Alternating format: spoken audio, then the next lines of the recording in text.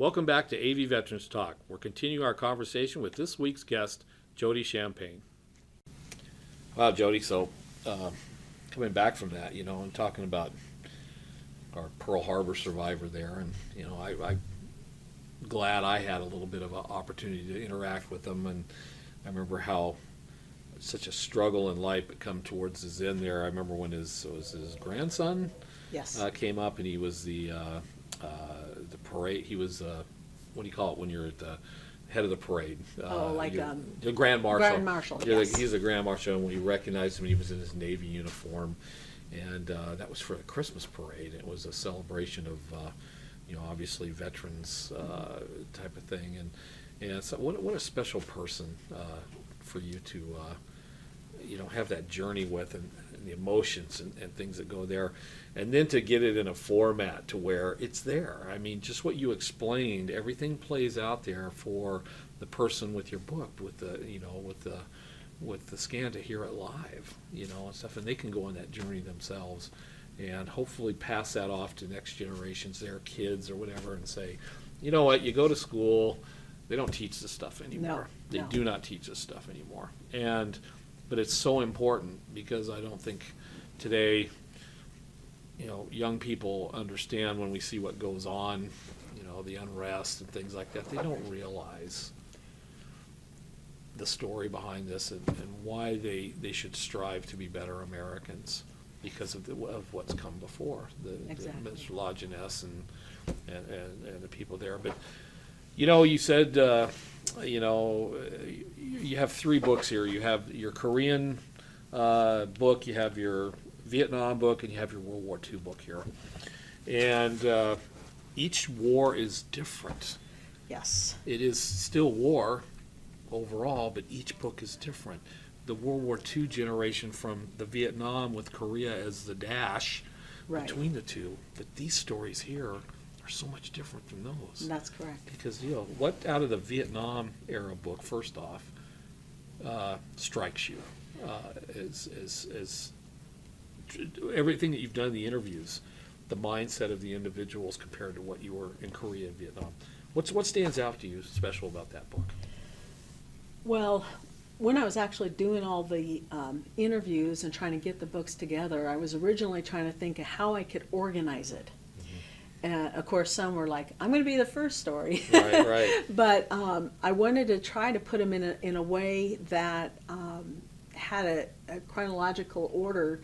But I discovered I can't do that. Yeah. Because in Vietnam, it was basically one area, and that's it. To where World War II kind of went around, In the world, yeah. and then Korea's similar to Vietnam. It's kind of one area. Yeah. And so I decided to put them in obviously alphabetical order, but with Vietnam it was different in regards to World War II. They had to fight 2 different groups of enemies, and but there was one specific story, and talking about me going to Louisiana. I was there for a week interviewing one of the veterans. He actually did a few tours, and he was a scout pilot in his first.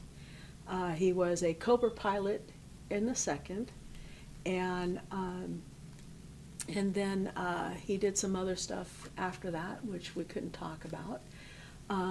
But it took me almost a week to talk about just his first tour, and we didn't get through it all. Yeah. And he got shot down 9 times, Mm-hmm. shot twice, stabbed once. Mm-hmm.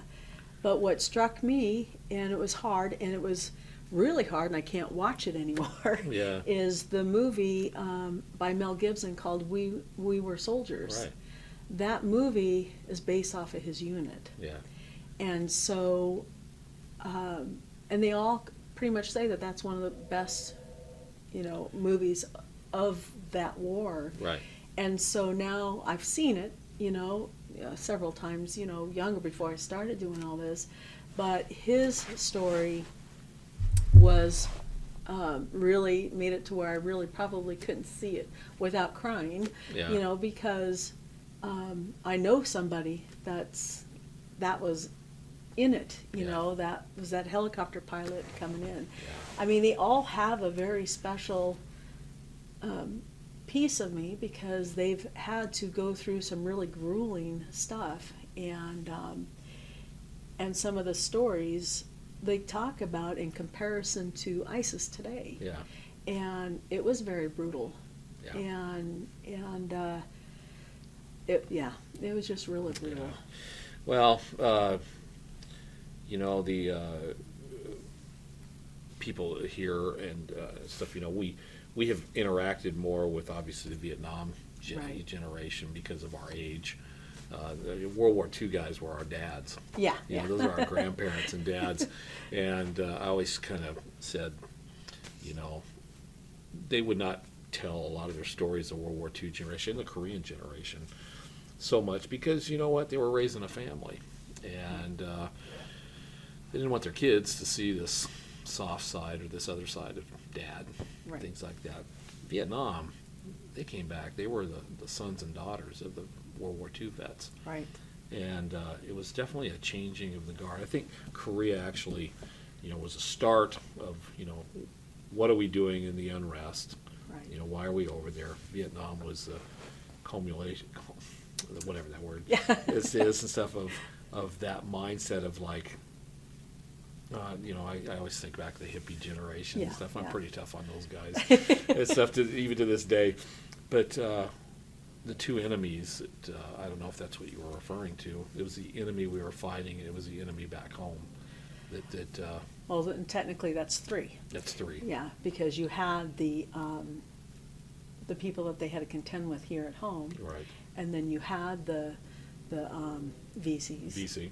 and you had the normal army. Yeah. You know, you had the so-called ISIS part of Yeah. the Vietnamese, and then you Yeah. had the military Vietnamese that Yeah. they had to fight. Yeah. Yeah. And it wasn't just, it was, no, this is the wrong thing about being a fair fight, because they did things that is horrendous, like ISIS do. Yeah, absolutely.